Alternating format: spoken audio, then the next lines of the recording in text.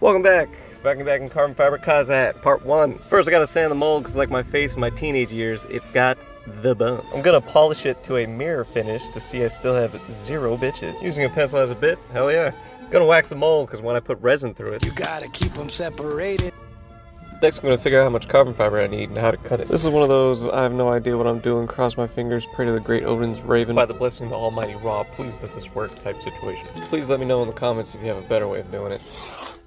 I'm gonna cut out the rough shape using the template I made. I wish I could cut out the memories of her. Spray it with 77 so it doesn't fray. Then use strips of carbon fiber with 77 on them as tape to line up the pattern. Little strips of tape is about as stable as my financial situation, so we're gonna put 1 strip across the whole thing with little strips on top. Praise the carbon lords, it fits. It's looking a little scrawny, so we're gonna 77 3 more layers on the back. Now that it's looking thick, let's take it out so we can PVA the mold.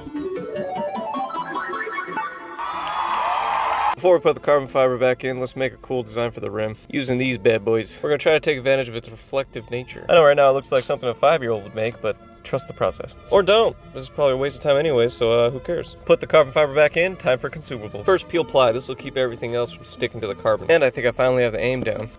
Type shit. Now it's time for flow media. If the resin doesn't know where to go, get the media that directs the flow. Who's this man? Followed by tacky tape. I don't do it in relationships, but here I'm going to set the boundaries. We're going to use that to stick down the bag. You're going to want to start by sticking down the corner. After that, start pressing down the sides so you can get ready for pleats. Now ready for a vacuum test. We left it overnight and it still has the same pressure, so it's time for the resin.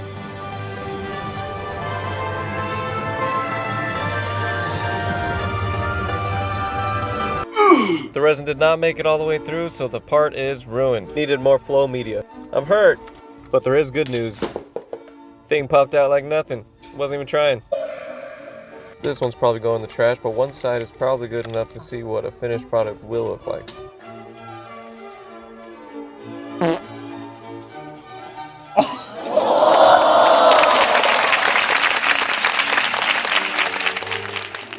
Still gotta trim the edge, but check it out. This was the reflective nature I was talking about with the rim. One side you got white triangles, and the other side you got black triangles. And then if you move it, different angle of light, it changes.